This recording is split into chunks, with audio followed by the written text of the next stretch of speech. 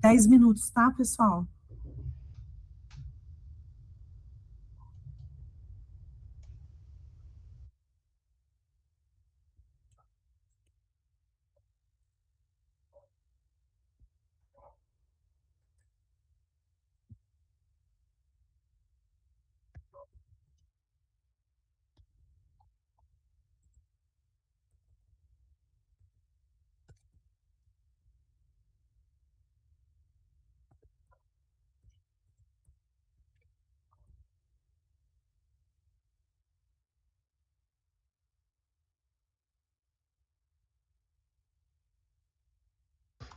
Consegue ver minha tela? Consigo. Oh. Sim, sim. Pode começar.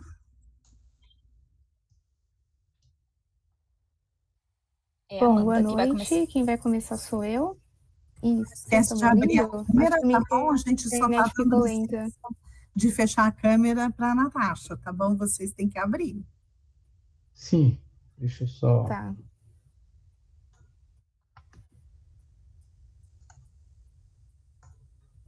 Desde que não passe ninguém pelado também atrás de vocês, tá? O cachorro pode passar também.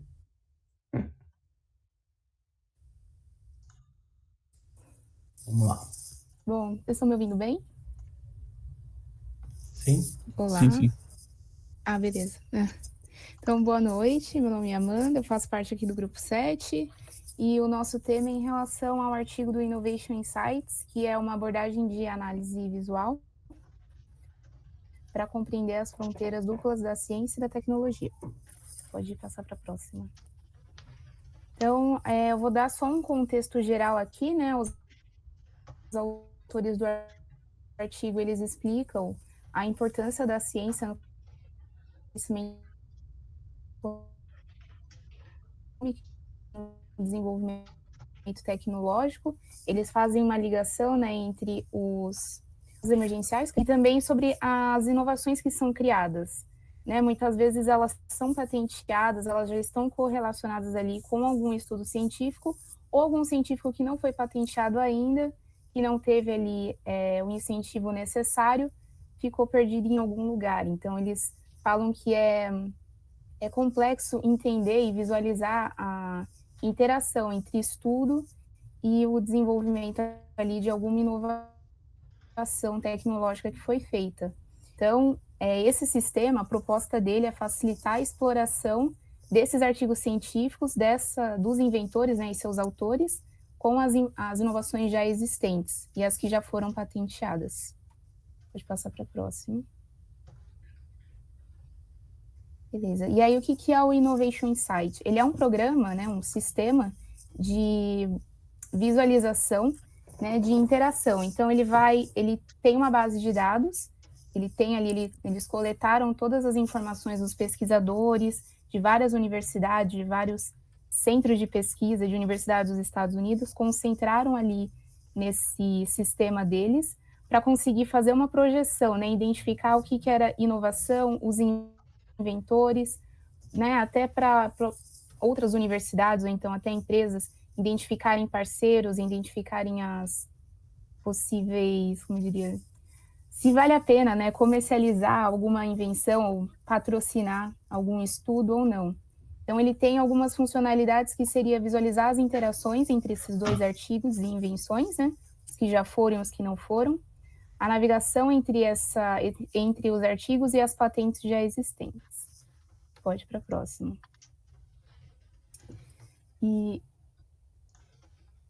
aí aqui é uma descrição do sistema, né? Só uma visualização simples ali da arquitetura que eles disponibilizaram no artigo.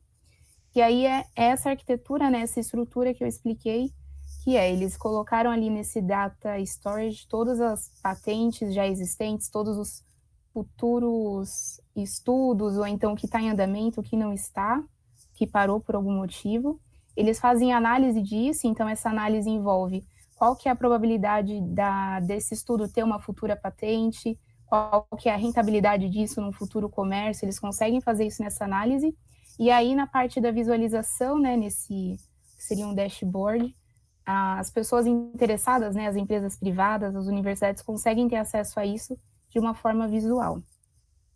E aí fica nessa estrutura aqui, um pouco mais macro, né? Pode passar.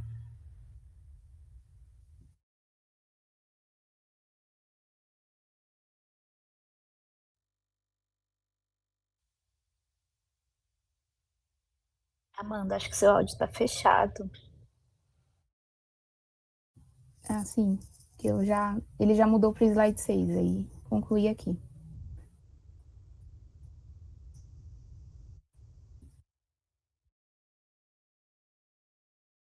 Alguém deve assumir? Quem é?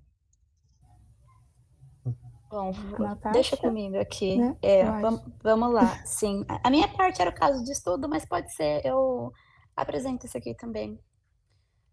Esse aqui é um pouquinho da coleta e análise de dados, né? Que é a fonte de dados do sistema serão as publicações científicas, as patentes e as citações. Isso aí é basicamente só a entrada de dados, né?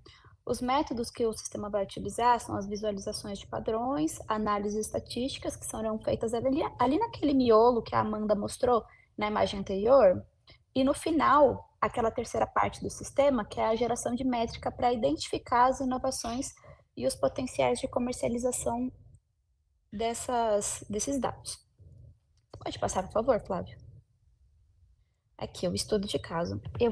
É pouquinho tempo para falar, né? Tem bastante coisa, mas eu vou dar uma resumida aqui. Eu vou falar um pouquinho sobre como essa ferramenta ela é poderosa, né, para promover a inovação nas instituições de pesquisa. Como que foi feito esse estudo de caso? Eles testaram em uma universidade, né? Mais ou menos com 460 professores, 461, para falar a verdade, cujos artigos foram citados em patentes. E qual que foi o objetivo? Identificar as novas oportunidades de inovação e facilitar a transferência de conhecimento. Feito isso, foram identificados alguns resultados. Eu vou citar só 4 deles, né? Com esse caso de estudo aí, eles conseguiram identificar algumas áreas emergentes, por exemplo, com essa massa aí de dados, com essas observações, eles conseguiram identificar que alguns tópicos eles eram muito relevantes, eles apareciam muito, que foi nanotecnologia e os materiais compostos, que as patentes elas eram altamente citadas numa categoria específica, né? Que isso aí mostra a importância dessas áreas no desenvolvimento tecnológico. O segundo ponto é a oportunidade de colaboração internacional, que é aquele famoso intercâmbio entre universidades. Teve uma descoberta aí que numa universidade da Arábia Saudita, de petróleo e mineral, eles citavam frequentemente os artigos de uma universidade americana. E aí foi observado esse potencial aí inexplorado da colaboração entre universidades, que não acontecia, principalmente na área de nanotecnologia. Descoberta de talentos ocultos também, porque vários professores de biologia que não tinham submetido formalmente os seus artigos, eles descobriram que eles eram amplamente citados em empresas privadas e tinha esse potencial escondido para a comercialização desses trabalhos. No final disso, uma professora de biologia, né, de biologia celular, cujas pesquisas delas foram citadas em uma empresa alemã de biotecnologia também, ela submeteu novas divulgações das invenções dela pela primeira vez na carreira, porque ela identificou que estava sendo altamente citada ali nessa empresa alemã, e através desse sistema, só através desse sistema ela conseguiu identificar isso, né? Pode passar, por favor. E aí tem o impacto desse estudo de caso, que ele vai auxiliar na descoberta de novas colaborações entre academia e indústria, como, por exemplo, no caso dessa professora aí de biologia celular, e facilitando também a transferência de conhecimento entre universidades e o desenvolvimento tecnológico. Pode passar, Flávio, por favor. Agora o Flávio vai entrar com a parte de benefícios e utilização. Então, vou falar um pouco dos benefícios, né, da utilização. Então, a gente dividiu aqui basicamente em 2 setores, né, para pesquisadores e instituições, que fornecem uma visão clara de como a pesquisa acadêmica pode se transformar em invenções tecnológicas, ajudar a identificar as áreas inexploradas. É uma ferramenta útil para direcionar os esforços de P&D em instituição instituições, né, e maximizar o impacto das pesquisas no mercado. Para formuladores de política, o sistema oferece uma visão baseada em dados que auxilia na tomada de decisão estratégica, né, e promovendo a inovação.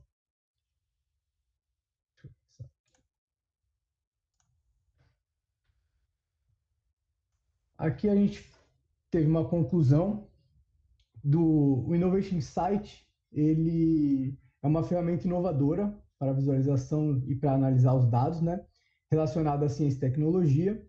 E a proposta do artigo tem um impacto significativo para proporcionar insights valiosos, né, que podem beneficiar diversas partes interessadas, como a gente viu, tanto como as instituições, como as empresas privadas, entre outros. E quanto mais dados forem integrados, né, pode-se explorar mais possibilidades com essa ferramenta. Ela tem um potencial grande de avanço científico e para a sociedade num modo geral também. E como futuras direções, a gente colocou que abre vários leques, né? Principalmente na visualização e na ciência dos dados, por exemplo. Além do impacto da ciência no desenvolvimento, a gente tem a abordagem das visualizações serem úteis para analisar os casos da ciência em diversas aplicações da sociedade, como até na formulação das políticas públicas, né? De remédios, terapia e ensaios clínicos. Posso só complementar rapidamente? É muito rápido. A ideia mesmo desse sistema é fazer essa interface entre o acadêmico e a indústria, né? Que ele consegue descobrir ali talentos ótimos acadêmicos que não estão ligados à indústria. Legal, muito obrigada, pessoal. Obrigada, Natasha, obrigada todos vocês do grupo. Eu vou passar agora, porque a gente tem 5 minutinhos para o outro grupo perguntar, tá? Então, vocês podem abrir o áudio e fazer a pergunta, por favor. Quem vai perguntar é o grupo 8. Primeiramente, parabéns pelo trabalho. Eu achei muito relevante o tema, principalmente falando aí sobre pesquisas de universidade, né, que a gente acaba sem querer não vendo muito disso no mercado. Então, parabéns. E eu queria entender por que vocês escolheram esse tema, o que levou vocês a gostarem tanto dele. Você quer falar, Natasha? Posso responder?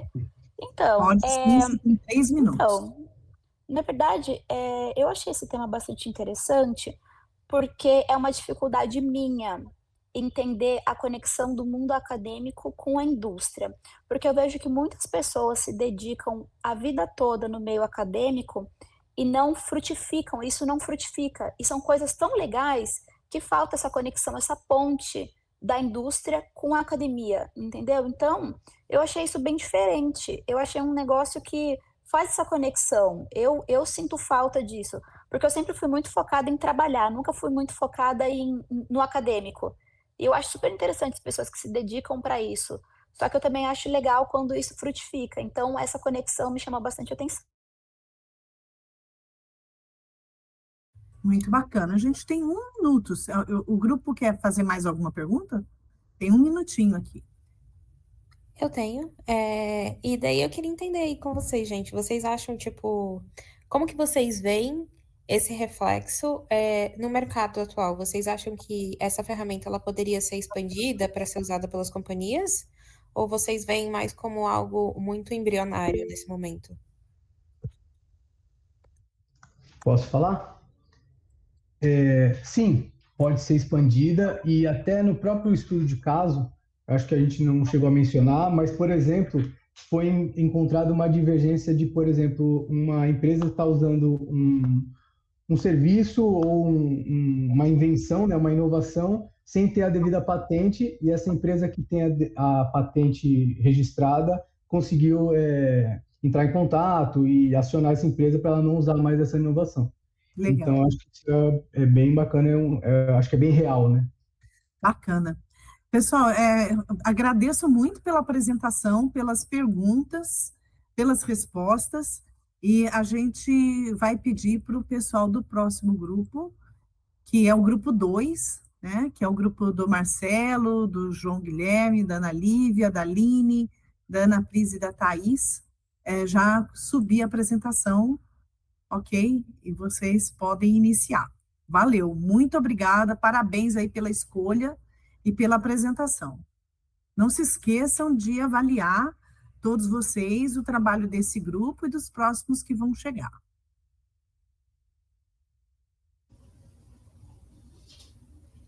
Bom, boa noite, pessoal. Nós somos o grupo 2, composto por mim, Ana Lívia, pela Aline, Ana Pris, Marcelo Pena, João Esquinelato e Thaís Carvalho. O estudo escolhido pelo nosso grupo foi sobre o impacto da literacia de dados no desenvolvimento de produtos de design, com a autoria de Tim Gese e René Ander. Bom, visto que a digitalização é um processo contínuo e rápido, enormes quantidades de dados são gerados e cada vez mais as empresas reconhecem seu valor. Para que os dados se tornem de fato úteis, a gente precisa ser capaz de extrair as informações deles, existindo assim a necessidade da literacia de dados, ou seja, a capacidade que um indivíduo tem de extrair informações relevantes a partir desses dados.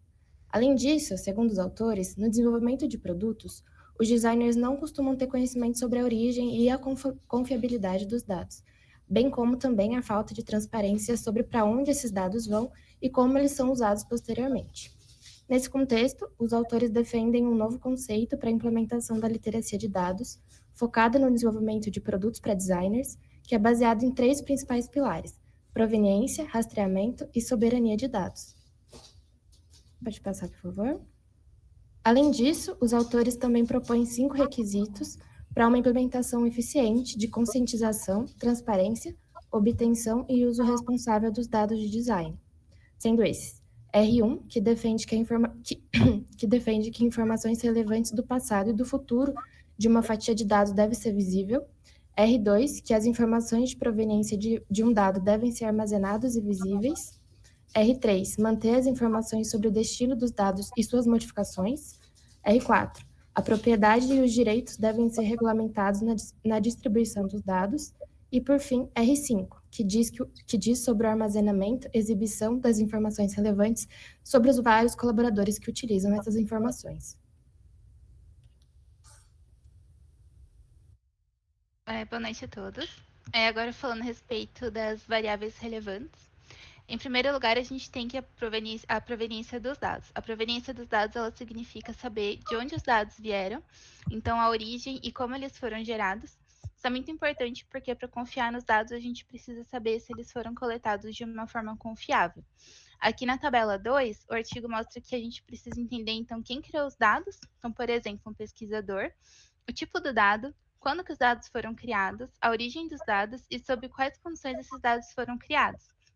Então, de acordo com esses requisitos mencionados aqui na introdução, os requisitos 1 e 2, eles foram cumpridos aqui na proveniência dos dados. Pode passar. A outra variável é o rastreamento e monitoramento dos dados. Isso envolve acompanhar quem está usando e modificando os dados ao longo do tempo. Esse processo ele ajuda a garantir uma transparência, já que todas as alterações nos dados elas são registradas, permite voltar atrás e ver quem fez o quê. Aqui na tabela 3, o artigo mostra os elementos importantes, que é quando o Digital Master foi compartilhado. O Digital Master é a versão digital do produto. Quem recebeu o Digital Master e o que fez com ele. E aí, aqui o rastreamento e monitoramento cumpre os requisitos 1 e 3. Pode passar. A última variável é a soberania dos dados. Ela se trata do controle e propriedade dos dados. Ou seja, quem tem o direito de usar, quem tem o direito de modificar e de distribuir esses dados. Isso é importante principalmente em projetos que são colaborativos. Aqui na tabela 4, o artigo ele mostra os principais pontos da soberania de dados, que são, então, quem é o dono dos dados, como é a ingestão das permissões, a gestão das permissões e o compartilhamento, a gestão, né, do compartilhamento dos dados. E aqui os requisitos 4 e 5, eles são cumpridos. Pode passar. Agora falando sobre as características relevantes dos dados. Em primeiro lugar, a gente tem, então, a origem dos dados, que é um dos fatores mais importantes para garantir que os dados eles sejam de boa qualidade. Saber quem produziu os dados, quando, em quais condições eles foram gerados, vai ajudar a avaliar se eles são confiáveis. Pode passar. E aí, relembrando... Opa, o anterior. Obrigada. Aí, relembrando, né, a tabela 2 que a gente já passou, a gente identifica que é essencial conhecer, então, quem produziu os dados, já que isso pode dizer se a fonte ela é confiável, quantos dados foram gerados, porque o momento da geração ele pode impactar a relevância dos dados, tipo, dados antigos podem não ser tão úteis assim, e sob quais condições eles foram gerados, já que as circunstâncias em que os dados foram coletados influenciam diretamente na qualidade deles. Pode passar.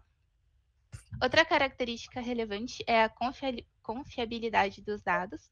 Ela está diretamente ligada à origem e às condições de geração.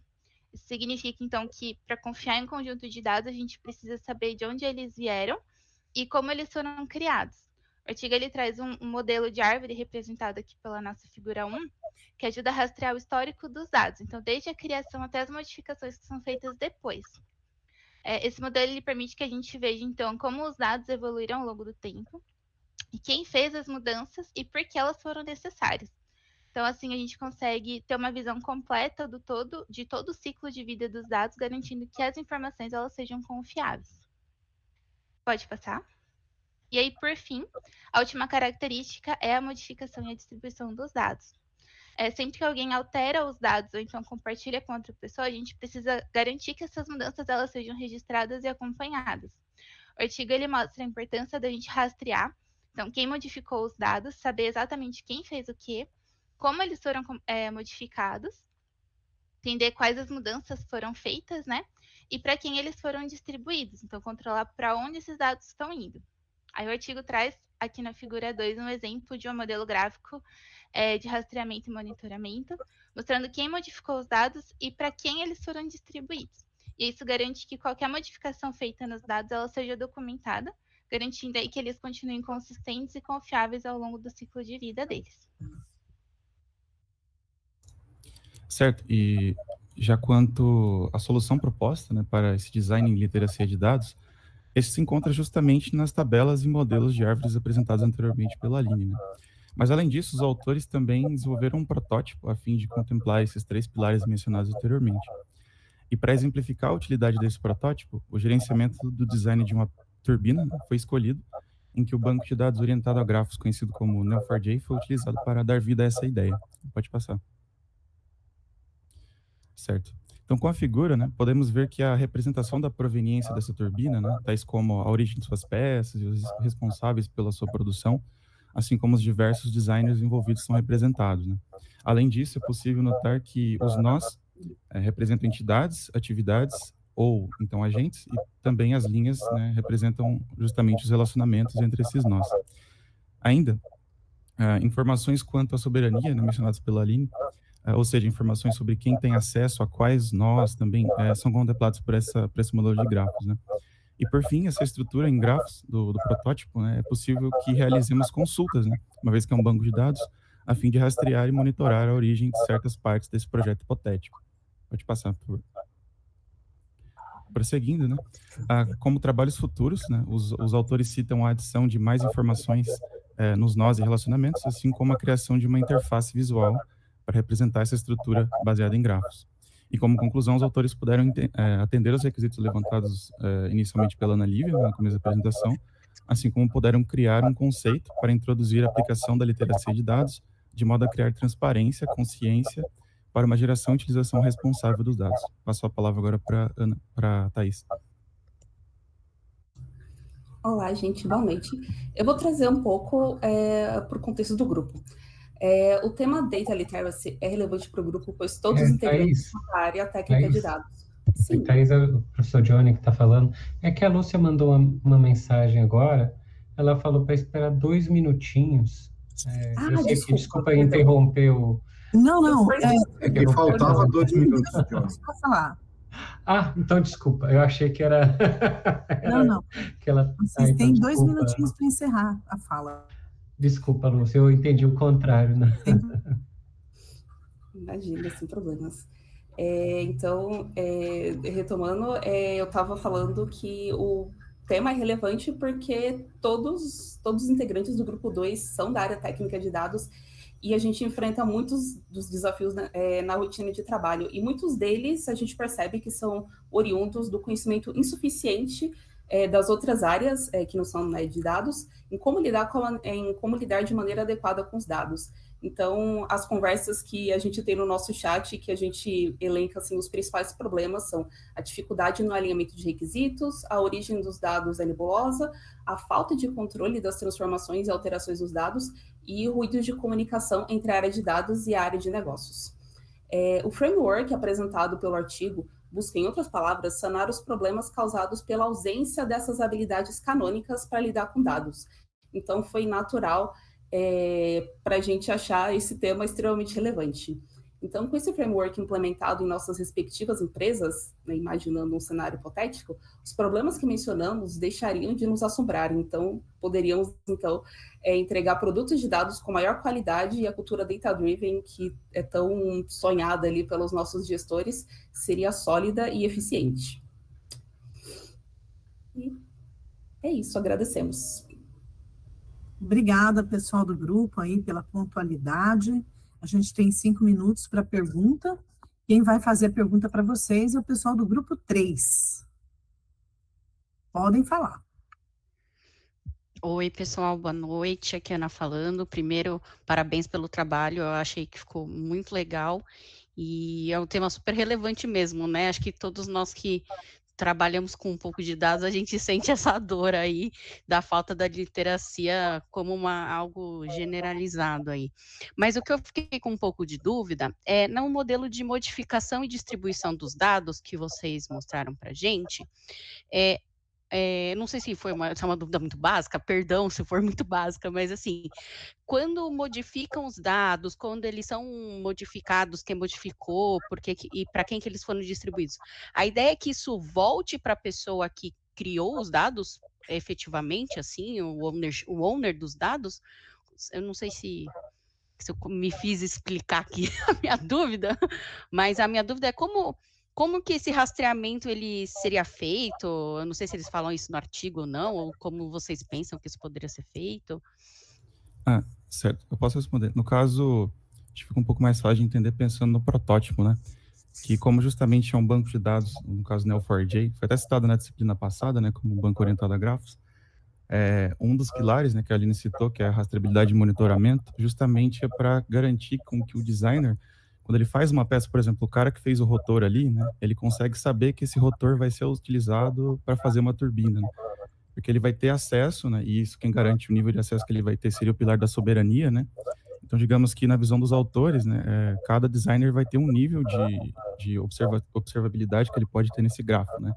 Então, basicamente, assim, ele conseguiria entender, eu vou fazer um rotor que é para uma turbina, né, e vai passar para o designer X, Y, Z, então até certo nível ele consegue ver. É justamente esse pilar de não só garantir que a gente veja o passado, mas também garantir que esse designer possa ver para o que ele está fazendo aquilo, né, que a gente achou bem interessante também. Enfim, mas ainda está incipiente, né, a ideia dos autores ali com esse protótipo era fazer só um grafo, né, comento até que dá para adicionar mais informações nesse grafo, uma interface visual também, seria de bom grado, né? Mas por enquanto, né, o ponto mesmo é a metodologia que eles introduzem. Entendi. Muito obrigada, João. Ficou claro. Temos um tempinho de 1 minuto para mais uma pergunta. Ana, quer falar? Eu tenho uma pergunta. Essa do grupo 3. Parabéns, pessoal, pela apresentação, né? E queria saber de vocês, como vocês têm bastante vivência em dados, se vocês tiveram alguma situação aí, quiser compartilhar aí com a gente, que teve a necessidade aí dessa qualidade dos dados aí. Isso é legal.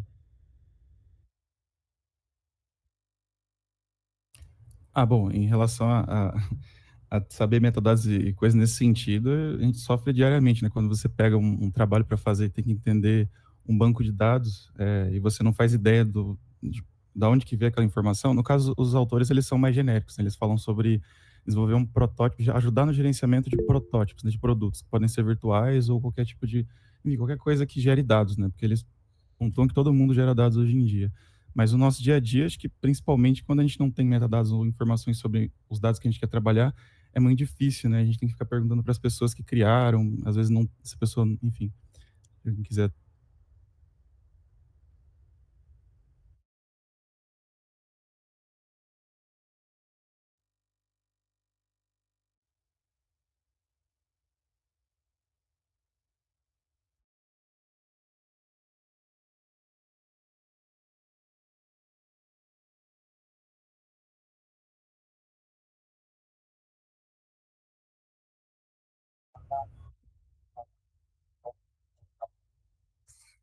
Pessoal, obrigada pelas perguntas e obrigada pelas respostas aí do grupo. Parabéns pela escolha do tema, pela condução da apresentação. A gente já esgotou o tempo, então eu vou pedir para o próximo grupo, que vai ser agora o grupo 5, se apresentar com o debate conduzido agora pelo pessoal do grupo 4. O pessoal que não conseguiu perguntar, pode colocar a pergunta aqui no chat, tá? E aí, depois, se a gente tiver um tempinho para a gente abrir um debate, a gente aproveita essas perguntas para conversar. Professora, posso só fazer uma observação interessante? Infelizmente, a gente não tem tempo, Ana, desculpa. A gente Tudo bem, já eu tá vou no chat, então. Obrigada. Perdão. O pessoal pode começar a falar. Um segundo, professora. Todo mundo consegue enxergar? Sim, já está visível. Sim. Oliveira, com você. Beleza, obrigado. Boa noite, pessoal. Hoje vamos falar sobre Visual Analytics for Feature Engineer, tá? Pode pular. Esses são os componentes do grupo, tá bom? Agora, né, quando falamos, né, só sobre a importância, né, sobre o aprendizado de máquina, né, um dos métodos mais utilizados são os algoritmos de aprendizado supervisionado, tá? Esses algoritmos se baseiam em dados de amostra, que contém tanto a entrada quanto a saída esperada, né? Ou seja, o algoritmo é treinado para reconhecer padrões e relações entre essas entradas e saídas, né? E esse processo ele permite que o modelo aprenda como mapear novas entradas para suas respectivas saídas com precisão. Tá, aqui a gente tem um exemplo. Próximo slide, por favor. E entrando aí nesse contexto, né, de engenharia de característica, né, o Feature Engineer, né, no contexto de aprendizado supervisionado, né, a qualidade das variáveis, né, ou features, né, que fornecemos ao modelo, ele é crucial, tá? A engenharia de características é o processo de transformar esses dados brutos em variáveis que melhor representam o problema a ser resolvido, né? É a base para melhorar o desempenho dos modelos, já que, como diz, né, ali o ditado, né, em se entra lixo, sai lixo, né? O próprio autor mencionou isso daí. São esses 4 processos, tá? 4 etapas, no caso, né? Ideação dos recursos, né? Criar novas variáveis a partir de dados brutos, né? Como transformar uma data em dia da semana ou mês, né? Tem a geração dos recursos, né? Que é combinar variáveis existentes para criar novas, né? Por exemplo, somar ou multiplicar dados correlacionados. Transformação dos recursos, né, que é aplicar transformações como escalonamento ou logaritmo para padronizar as variáveis. E, por fim, a seleção dos recursos, né, que é escolher essas variáveis mais relevantes, utilizando técnicas que filtram ou combinam diferentes métodos de seleção. Vitor?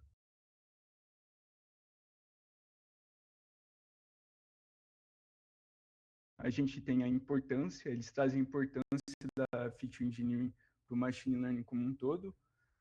A questão da POC que eles estão criando, né? Então, o desenvolvimento de uma ferramenta que auxilie na visualização e na transparência dos dados que estão entrando.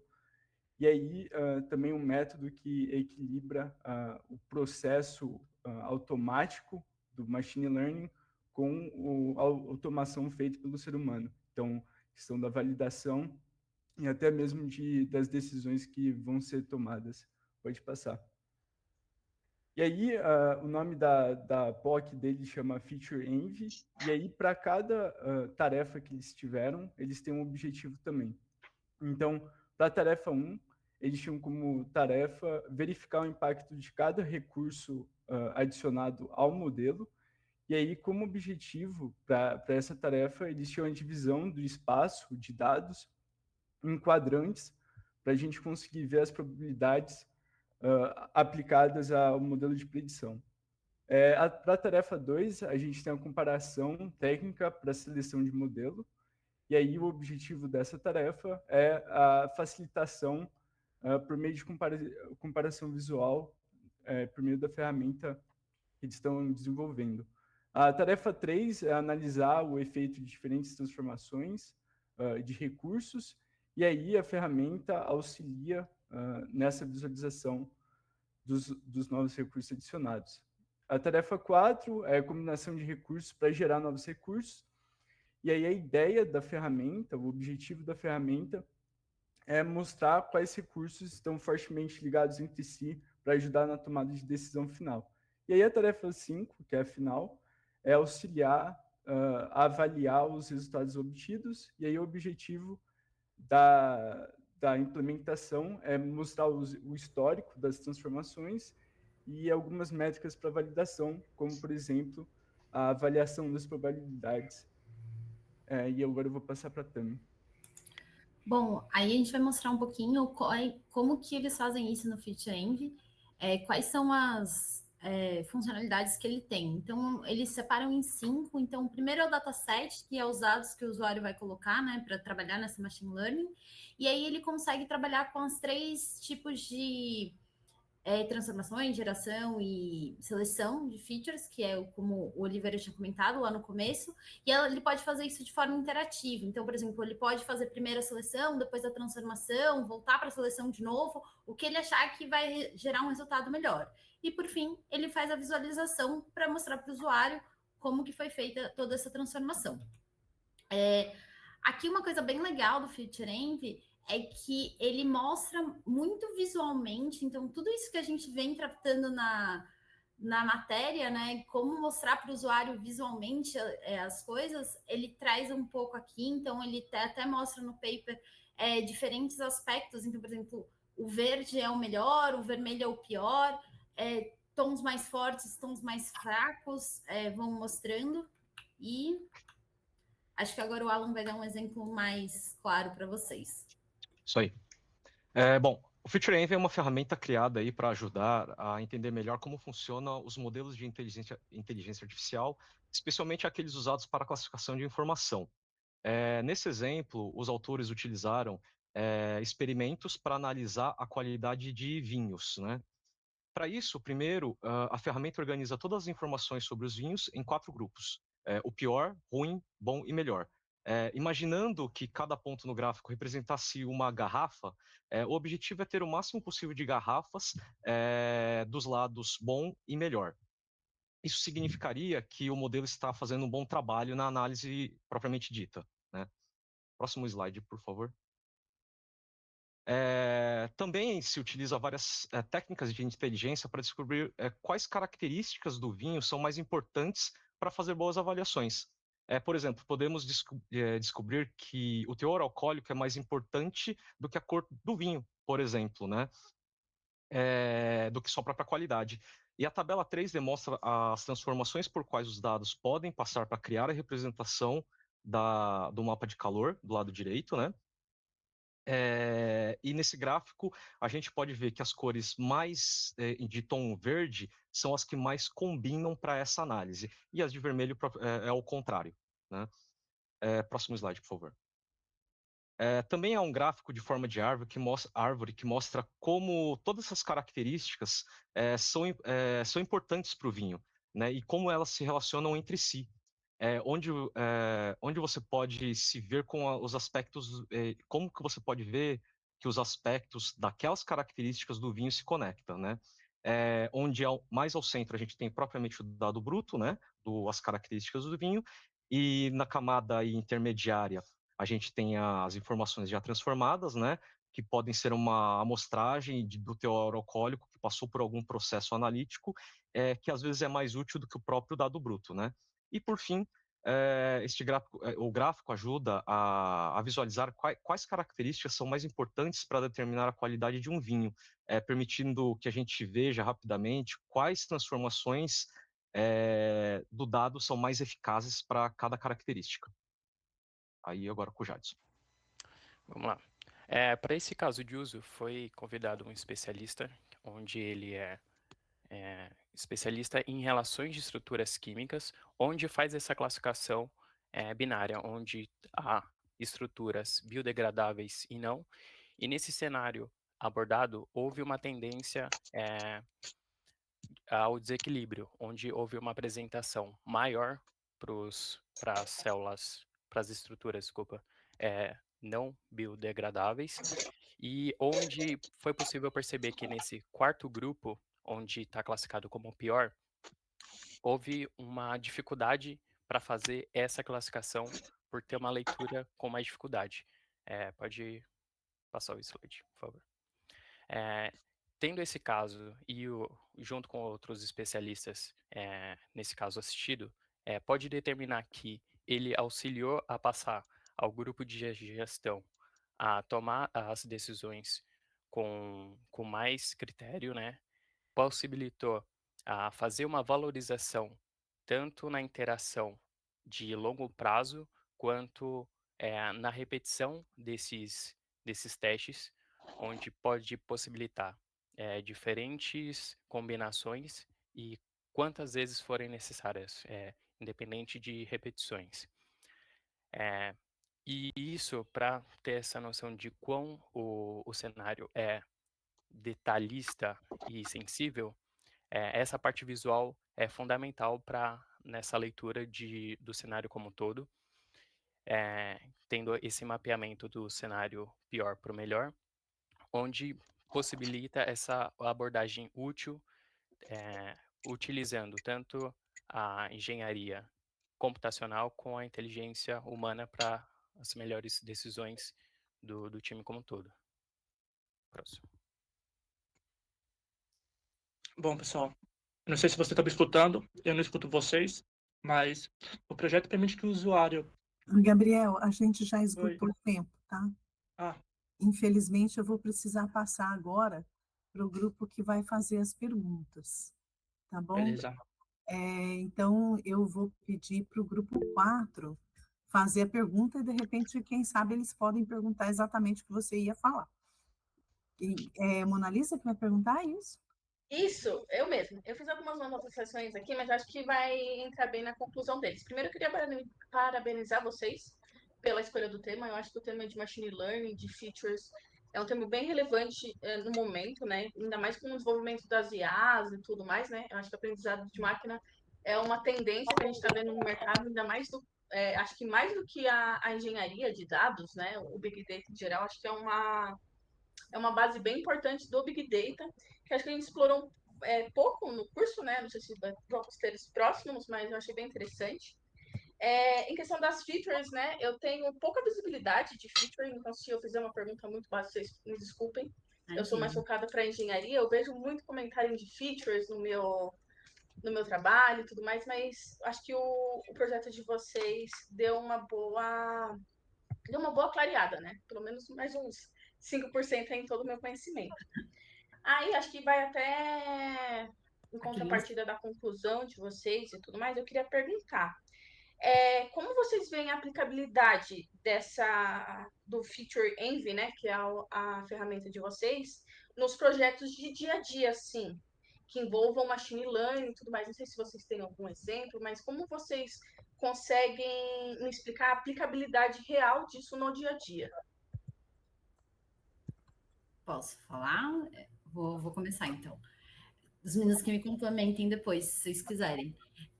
Bom, Mona, dando uma lida no paper, eu acho que o projeto é bem interessante, acho que traz uma segurança maior para quando a gente está fazendo os projetos de machine learning.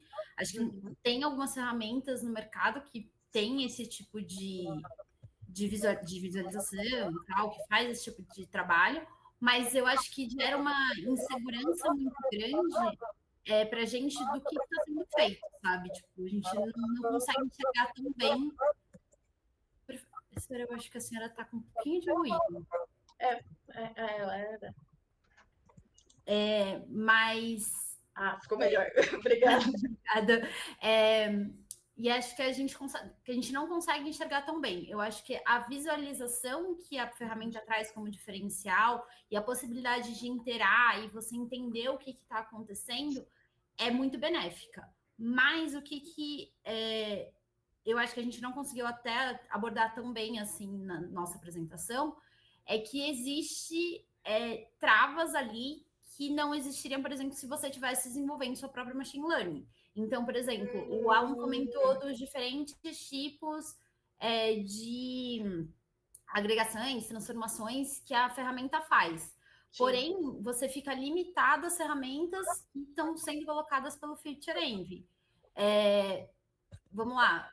a seleção, apesar de você ter uma opção do que você pode escolher, do que a ferramenta propõe, você está limitada pelo projeto. Então, eu acho que sim, é possível de ser utilizada no mercado, mas ela ainda tem muito a ser melhorada. E os próprios tem que amadurecer um pouquinho mais, né? Só complementando, Pessoal, eu vou contribuindo. precisar interromper também, porque a gente estourou de novo o tempo, sem problema. É muito corrido, eu peço desculpas, mas a gente precisa passar a palavra para o próximo grupo, tá? Que agora vai ser o grupo 6, com o debate do grupo 1. Gente, obrigada, pessoal. Assim, a gente poderia ficar a noite inteira discutindo esses assuntos, né? A gente vai ter um tempinho no final para a gente voltar aos debates, tá? Mas, infelizmente, agora eu preciso dar a palavra para outro grupo. Tá bom, desculpa, obrigada, gente. Imagina, desculpa a gente. É que o assunto é bom.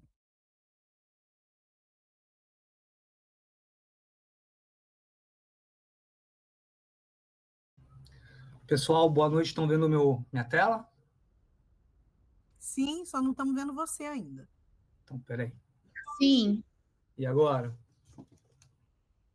Agora sim. Beleza. Vamos começar aí sobre a análise do artigo Visualização Narrativa Contando Histórias com Dados. Grupo 6, Bianca, Leander, Lucas e Rodrigo.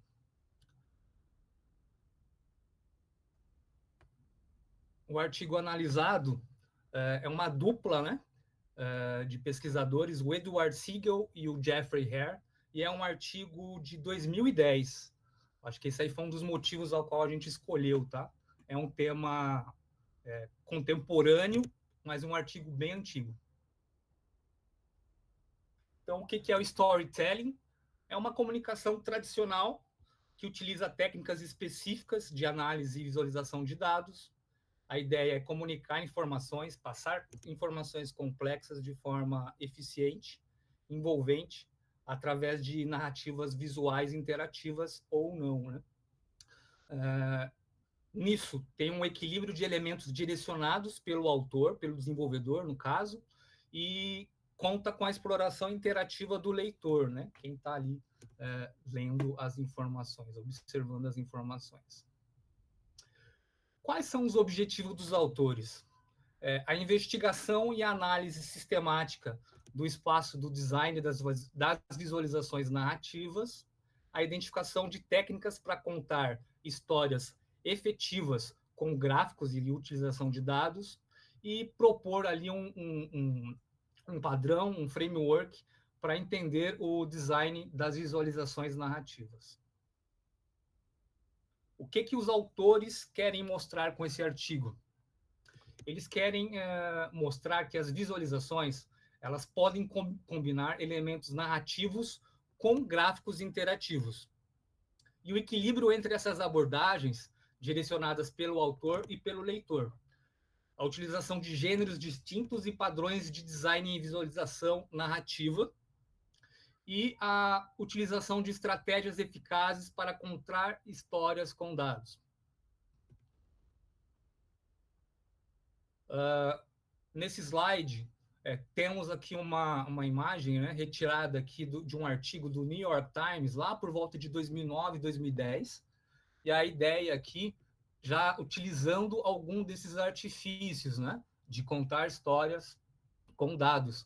Então, aqui tem a utilização de um jogador da época, ele era contemporâneo, fazendo a comparação com jogadores antigos, e uma história por trás, a utilização de esteroides. Então, eu queria falar que quem estava consumindo o aumento de uso de esteroides por volta de 2009 versus a pontuação de pontos lá do começo do beisebol. Então, é bem interessante a forma que foi contado isso aqui e os gráficos correlacionados.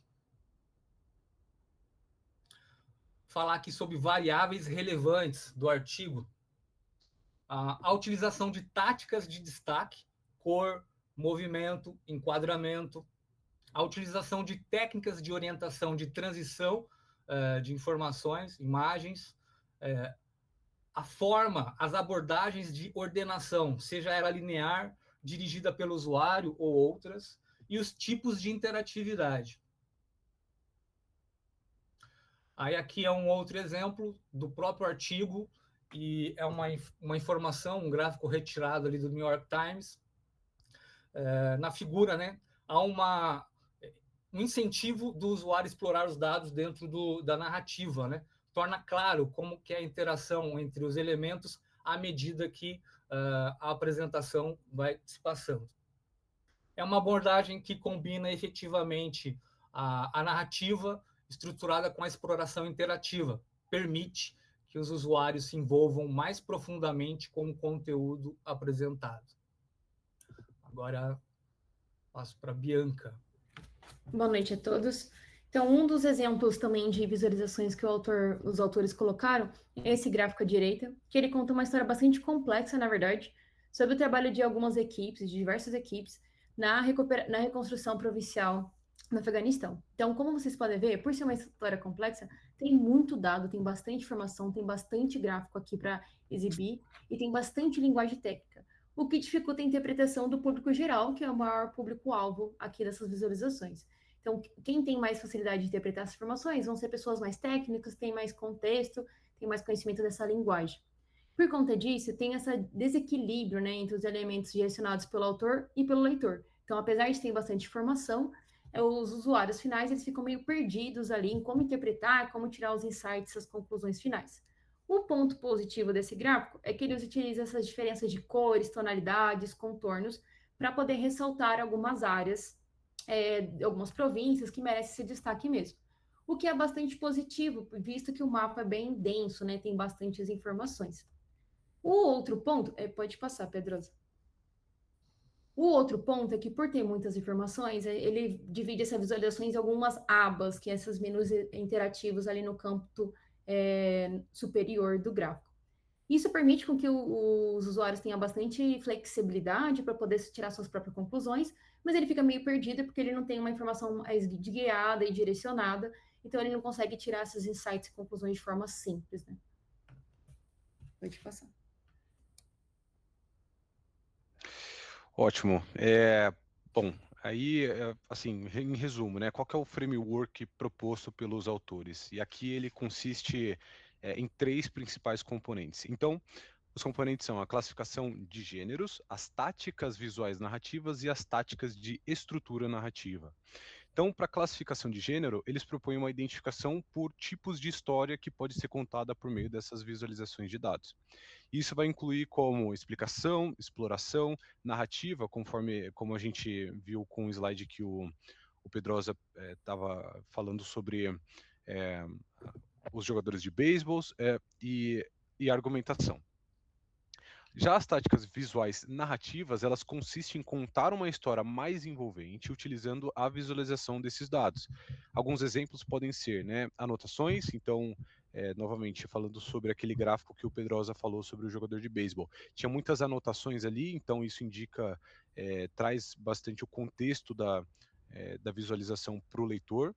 Também tem, né, ainda em contexto, né, tem um foco e o contexto, então sempre direcionando a atenção do espectador para algum elemento específico na visualização, essa também é uma das táticas, e as mudanças visuais, então você pode ter transições e não necessariamente ser algo estático, né. E isso tudo torna mais envolvente essa interação do usuário com a visualização. Então é uma tática, são algumas táticas que o autor abordou. Já para a tática de estrutura narrativa, o autor ele indica como que deve ser organizado na visualização dos dados para criar uma narrativa coerente, é o que a gente fala sobre storytelling. Ele deu exemplo ali da taça de Martini, que basicamente consiste uma divisão ali em 3 partes, onde o leitor ele vai ter primeiro um contexto, então vai ter uma abordagem muito mais descritivo, e aí conforme vai passando por essa visualização, ele vai depois poder ter essa interação com os dados e com a visualização ali. Então ele mescla tanto o descritivo, tanto o estático quanto a interação. E basicamente é isso. Então, o objetivo do framework é oferecer essas orientações, essas abordagens para a criação das visualizações que contêm histórias de forma eficaz, tornando mais envolvente, informativo e impactante para o público. isso não necessariamente significa que você tem que sempre ter algo estático ou em andamento, né, ali algo muito fluido. Então é mais ou menos isso. Aí no próximo slide a gente tem alguns exemplos de estilos que o autor ele abordou. Então eu coloquei aqui 7 estilos, né? E aí tem o estilo de revista, conforme...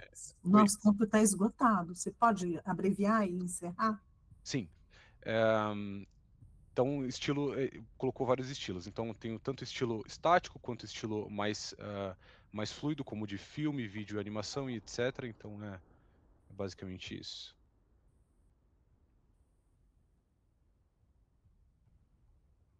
Ok, a gente agradece bastante vocês pela escolha, pela apresentação. Eu gostei muito da escolha, é um assunto bem importante para nós. Aliás, todos os artigos que vocês apresentaram até agora são de temas muito relevantes. Eu vou passar a palavra para o grupo 1 fazer pergunta para vocês. E eles têm 5 minutinhos, tá? Oi, pessoal, Gisele aqui do grupo 1. Parabéns pela apresentação. É um assunto que muito me interessa, particularmente, porque eu estou atuando como analista de dados, principalmente agora no projeto que eu estou, e uso bastante o storytelling, né? E construo dashboards e relatórios. Aí eu queria saber de vocês a importância desse assunto para vocês. Por que vocês escolheram o artigo e se vocês veem aplicabilidade no trabalho de vocês? Uhum. Acho que posso responder, meus colegas aí podem contribuir também, mas assim, em específico, essa disciplina também me trouxe, junto com esse artigo, né, muito aprendizado. Então, não só jogar uma informação para o usuário, eu também, Gisele, eu também trabalho como analista de dados, então crio dashboard, visualizações, não necessariamente um Power BI, por exemplo, né, mas crio em outras visualizações também. E você ter essa noção do storytelling, como que você vai apresentar essa informação, qual que é o seu público-alvo, como que você deve mostrar, né, ou estático ou mais interativo. Então esse tipo de coisa ele é muito relevante. Em especial a gente escolheu esse artigo exatamente por isso, eu gostei bastante também por ter bastante contato com o que eu trabalho atualmente. E eu acho que é isso, né? Ele traz uma visão diferente para nós que somos de dados para interagir ali com o cliente, com o nosso interlocutor. Então acho bastante importante isso, né?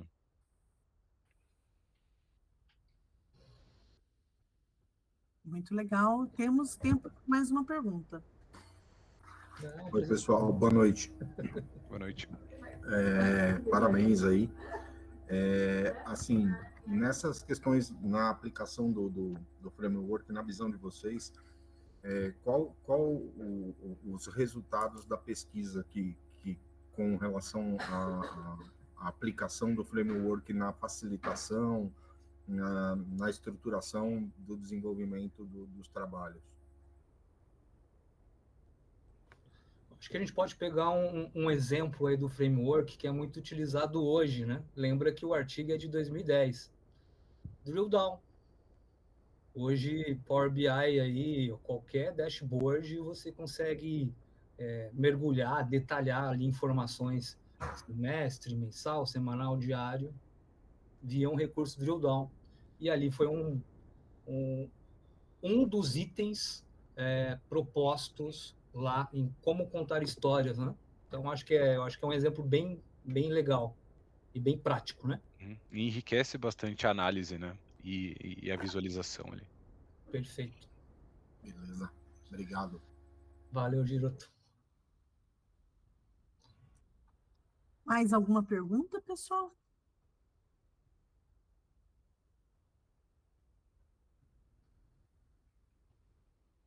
Não? O pessoal do grupo quer complementar alguma coisa que ficou sem dizer? Tem 1 minuto. Não, acho que, assim, pode passar para o próximo slide, ô Pedrosa, por favor? Porque eu tenho esse livro Data Story, eu não tenho os outros 2 ali, mas esse Data Story me ajuda bastante a decidir como que eu vou contar, de fato, aquela informação que eu estou ali, aqueles dados. Então, fica aqui uma recomendação, né, para quem trabalha com isso, a Gisele comentou que trabalha também.